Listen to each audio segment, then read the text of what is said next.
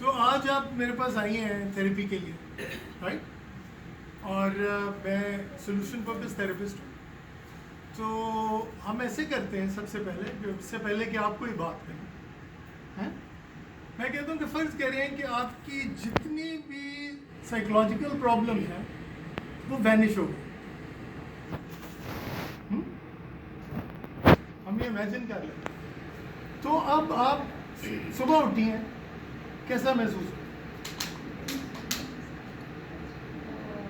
मेरे अंदर कोई एंग्जाइटी नहीं है, मैं ज़्यादा तेज़ नहीं बोल रही और मेरे दिल की धड़कन तेज़ नहीं है। मैं बड़ी रिलैक्स होकर मतलब कि नाश्ता बनाऊंगी और एक टेबल पे लगाऊंगी ताकि सारे इकट्ठे बैठ के नाश्ता करें। सारी कौन कौन लोग हैं?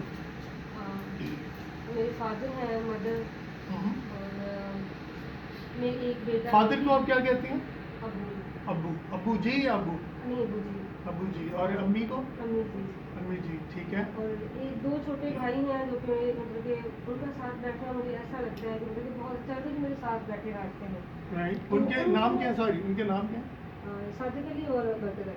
अच्छा, आपने सादिक अली और बरकत अली कहती हैं या सादिक और बरकत नहीं, अली? सादिक अली, बरकत अली। सादिक अली, बरकत अली, ठीक है। तो वो मेरे साथ बैठ के नाश्ता करें और उनकी पसंद का मैं नाश्ता बनाऊँ जिसमें मैं फुली रिलैक्स होकर मतलब उनके साथ बैठ के नाश्ता करूँ, जिसमें एक खुशी हो, जिसमें मैं मुतमिन हूँ और मुझे मेरे दिल की धड़कन तेज़ ना हो।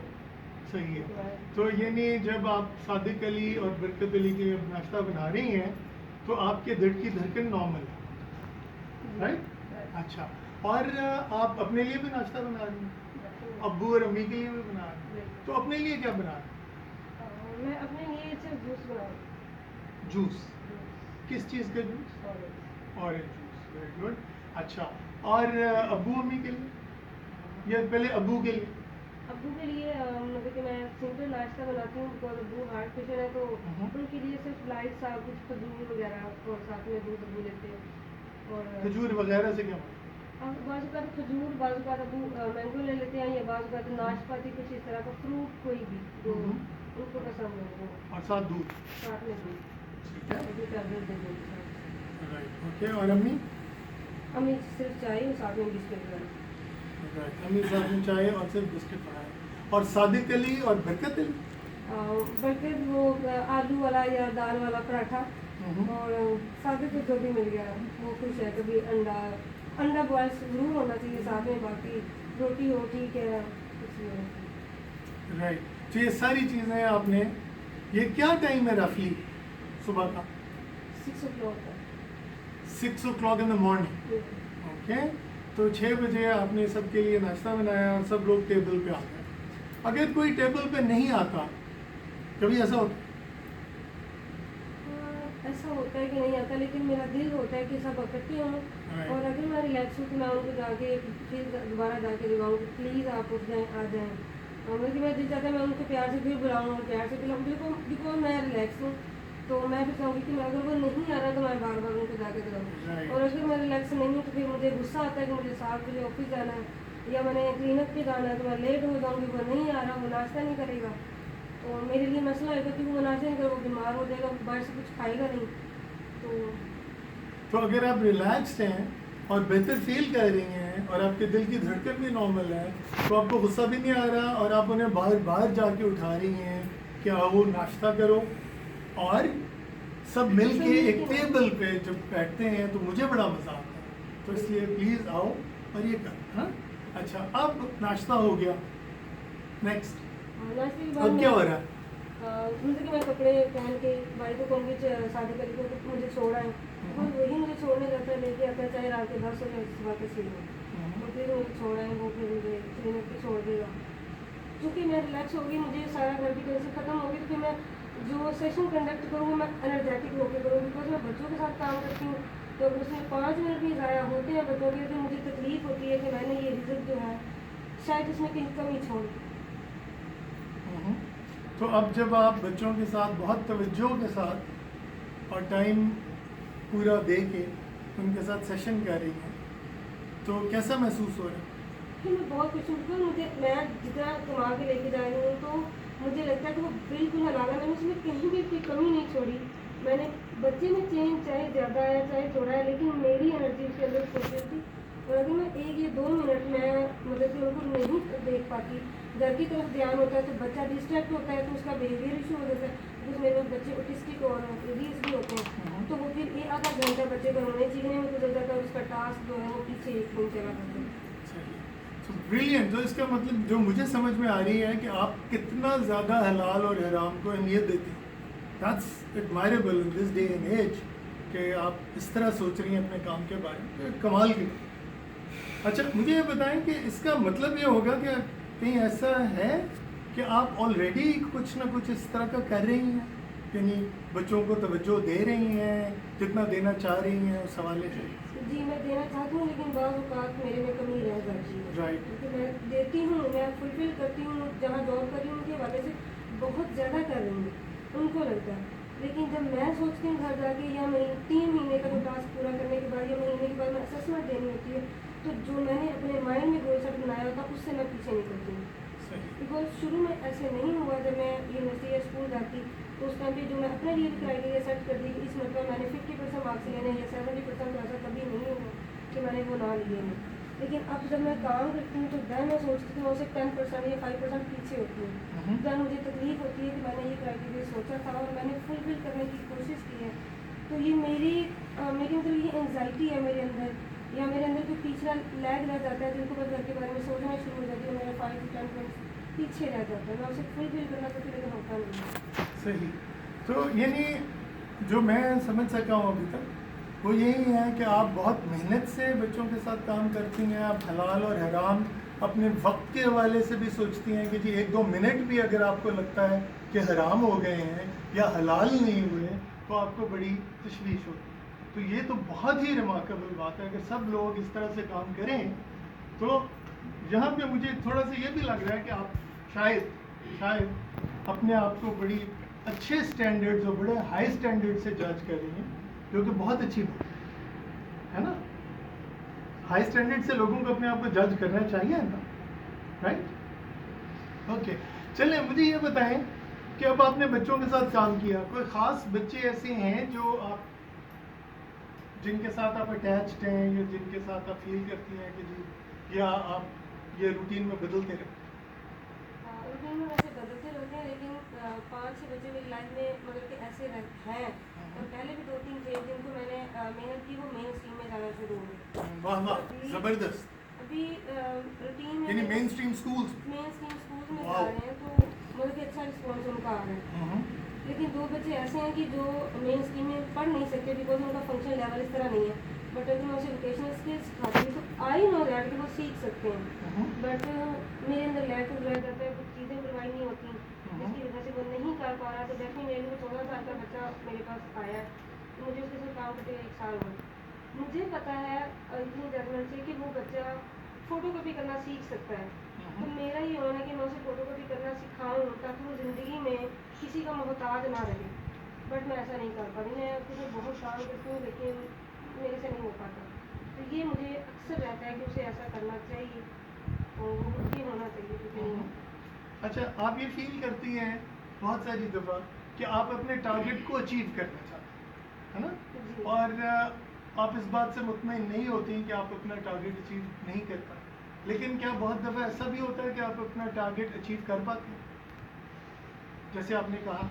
हाँ, जैसे मेरे मेन स्ट्रीम में जो 3-4 बच्चे गए ना, उनके हवाले से मुझे लगता है कि मैंने लेट अचीव किया बट अचीव हुआ है। लेकिन अब जो है वो मतलब कि मेरा 5 to 6% मेरे से वो पीछे जा रहा हो रही है, बट पहले हुआ है ऐसा। तो जब मैंने पहले जॉब की जहाँ पे 3-4 जगह पे, तो वो मतलब कि मेरे से बहुत ज़्यादा सेटिस्फाइड थे और बहुत ज़्यादा लोगों को 5 साल की मतलब बाद वो सर्टिफिकेशन मिलती जो उन्होंने मुझे 1 ईयर बाद दे दी थी। ज़बरदस्त। ये मेरा फर्स्ट एक्सपीरियंस था, उस वक्त फर्स्ट ईयर था मेरा इन लोगों के साथ, लेकिन अब तो 8 साल हो गए। जब मेरा फर्स्ट 2 to 3 ईयर्स थे तब मेरे अंदर स्किल मुझे लगता है कि मैं अचीव कर रही थी।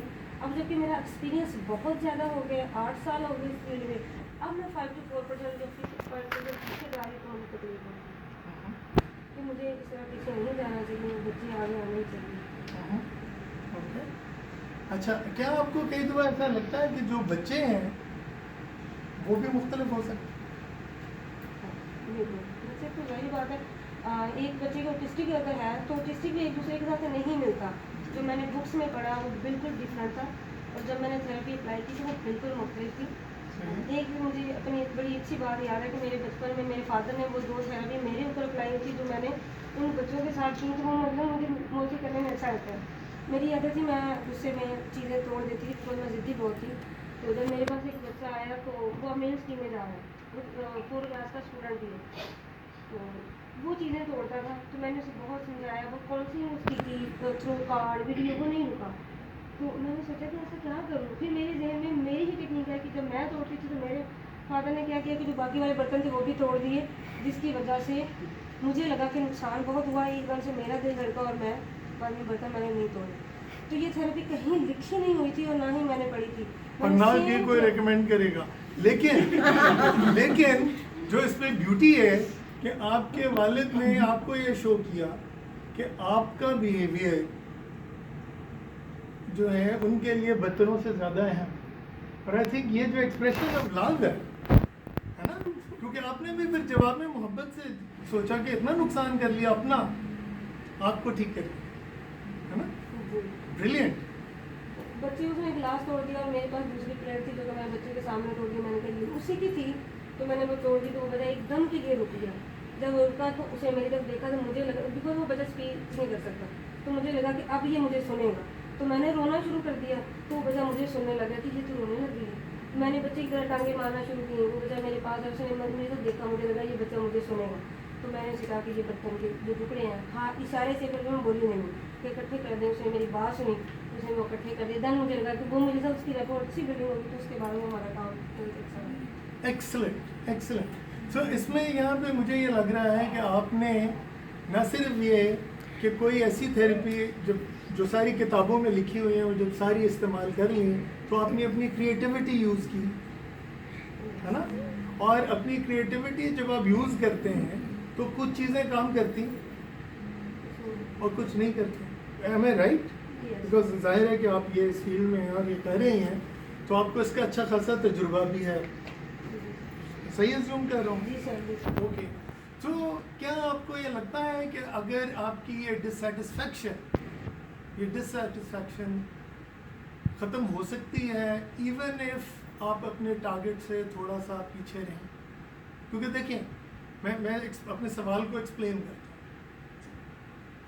आपने एक बच्चे के लिए टारगेट सेट किया, आपने खुद कहा है कि हर बच्चा मुख्तलिफ है, तो हो सकता है कि आपका टारगेट सेटिंग अनरियलिस्टिक हो। क्या ये हो सकता है?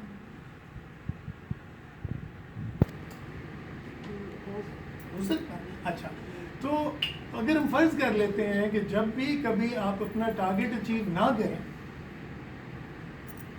और उसके बावजूद मुतमईन रहें, ये हो सकता है? मतलब देखिए, हलाल और हराम का तो तब है ना कि आप अपने काम में यकसुई से नहीं कर रही, आप अपने काम में इंटरेस्ट नहीं ले रही, आप अपने आवर्स पूरे नहीं कर रही। लेकिन अगर आप ये सब कुछ कर रही हैं और अपने टारगेट को मीट नहीं करती, तो क्या ऐसा हो सकता है कि उस टारगेट को मीट ना किए बगैर भी आप मुतमईन रहें? जी बिल्कुल हो सकता है, लेकिन मुझे कभी कभी लगता है कि मैं 5 से 10 मिनट बाद उठाती वो छोड़ के मैं सोचना शुरू हो जाऊँ या बच्चे को मतलब कि थोड़ा सा कम इंटरेस्ट शो करूँ, तो उसमें जो 5-10 मिनट मैं बाज़ औक़ात महीने में 2 से 3 मरतबा ले जाती हूँ। तो 2 से 3 मतलब 10-10 मिनट गए तो आधा घंटा हो गया। बच्चे के आधे घंटे का मतलब है कि उसके 3 दिन पीछे चले गए, तो उसका फंक्शन वहीं पर रुक जाता है, बाज़ औक़ात तो रिलैक्स कर जाता है। तो मेरा वो टारगेट वहाँ पे लग जाता है इसलिए। सही है। और क्या आपको ऐसा लगता है कि वो सोचना कई दफ़ा ज़रूरी होता है कि बस किस्म का आप काम कर रहे हो? क्योंकि बच्चा, जैसे आपने कहा, किताबों में मुख्तलिफ था, हकीकत में मुख्तलिफ। बाज़ औक़ात इस तरह हो जाता है कि जब मुझे पता है कि जब मैं घर से ज़्यादा परेशान होती हूँ, कोई नाश्ता नहीं करता जो मैं आपको कर, तब मुझे लग रहा है मुझे खुद ब खुद ये सोच आ जाती कि उसने नाश्ता नहीं किया, पीछे से किसी ने दिया नहीं होगा, खुद उसने खाया नहीं, बाहर से खाना वो खाता नहीं है, तो अब वो बीमार हो जाएगा और समथिंग कुछ भी होएगा या गुस्सा करेगा, शाम तक वो भूखा रहेगा, फिर उसको गुस्सा आएगा, तो फिर अच्छा, तो अगर हम फर्ज करें, हम कहते हैं कि घर में जो पीस ऑफ माइंड है, घर में जो टेंशन जो ख़त्म हो जाती है, और घर में जो आपका पीस ऑफ माइंड है, हम अगर कहते हैं कि जी 10 आइडियल है, अगर आप स्केल को देखें जो मैंने इधर राइट पे बनाया, 10 आइडियल है और 7 जो है वो रियलिस्टिकली अचीवेबल। मतलब इसमें नाश्ते की शर्त नहीं मैं लगा, फर्ज करें कि सारे नाश्ते में नहीं आते, ठीक है, लेकिन उसके बावजूद आप काम में इत्मीनान से काम कर सकें, सुकून से, दिल की धड़कन तेज हुए बगैर, एंजाइटी के बगैर, आप हैप्पीनेस के साथ, यकसुई के साथ, डेडिकेशन के साथ काम कर सकें, तो आइडियल उसका जो रेटिंग है 10 है, रियलिस्टिकली अचीवेबल 7 है। देखिएगा स्केल 5 जो है वो मिड पॉइंट है, तो आप कहाँ पे हैं? 10 तो मैं रेड नहीं करूँगी, बट मैं नहीं 10 तो आप कर ही नहीं सकते। सुन, आपने सवाल सुना नहीं और समझा, फिर से बता, 10 हो ही नहीं सकता, ठीक, हमने लिखा हुआ आइडियल, 7 रियलिस्टिक है। क्या है? ये अचीव हो सकता है मैक्सिमम, घर में कोई नाश्ता नहीं कर रहा, टाइम पे नहीं कर रहा, बाहर से खा रहे हैं, लेकिन आप फिर भी अपना काम इफेक्ट ना होने दें, ठीक है, इसकी मैक्सिमम जो हम रेटिंग कह रहे हैं इसकी वो 7। आप इस वक्त कहाँ हैं? अगर ऐसा हो तो मैं इंशाल्लाह मैं 7 तक पहुँच। नहीं, इस वक्त कहाँ हैं? मसलन सिचुएशन इमेजिन करें कि नाश्ते पे नहीं आ रहे, बाहर से खा रहे हैं, आप अपने काम पे हैं, इस वक्त आप कहाँ हैं? 7। सो इसका मतलब है कि इससे बेहतर हो ही नहीं सकता। बिल्कुल, लेकिन 7 पे मैं आ नहीं पाती, मुझे पता है कि वो बाहर से खाएंगे तो प्रॉब्लम। मैं यही तो कह रहा हूँ कि आपको अगर ये पता है कि वो बाहर से खा रहे हैं, तो आप 7 पे तो नहीं है। नहीं, अगर वो बाहर से खाएं तो फिर तो मैं 7 पे नहीं, वो खाते ही नहीं है। ओके, मैं फिर से समझाता हूँ, वो नहीं खा रहे ना, तो फिर आप कहाँ पे होंगे? 5। Okay, great, so at least we have an understanding कि ये स्केल किस तरह काम है। अब अगर आप 7 पे आ गए हैं, फर्ज करें, और वो खाना फिर भी बाहर से खा रहे हैं, तो आपको अपने बिहेवियर में क्या क्या चेंज लग रहा हो? क्या चीज़ मुख्तलिफ होगी? है वो तो उसी तरह कह रहे हैं जो वो कह रहे हैं, ठीक है, आप कैसे 7 पे आ गए? ये चले, मैं चेंज करता हूँ अपना सवाल, ये कैसे आपको पता चलेगा कि आप 6 पे आ गए? क्या कह रही होंगी आप?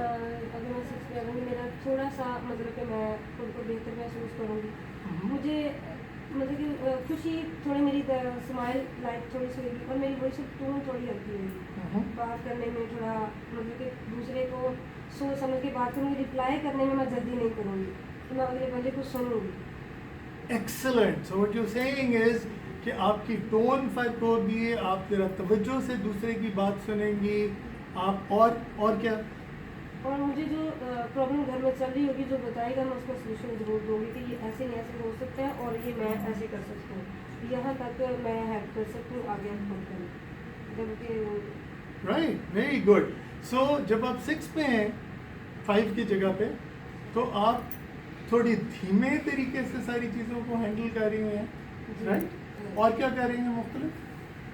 मैंने बताया कि मैं थोड़ी सी खुश हूँ, थोड़ी बात सुनने, मतलब कि मैं गुड लिसनर बन जाऊँगी, जो कि मैं नहीं हूँ, और गुड लिसनर बन जाऊँगी, और प्रॉब्लम सॉल्विंग में थोड़ा सा मेरा मतलब बेहतर रिएक्शन होगा। Okay, great. और अगर आप लेट्स से कि आप 6 पे आ रही हैं, तो 7 जो कि रियलिस्टिकली अचीवेबल है, you are almost there, so great job, let's clap for him.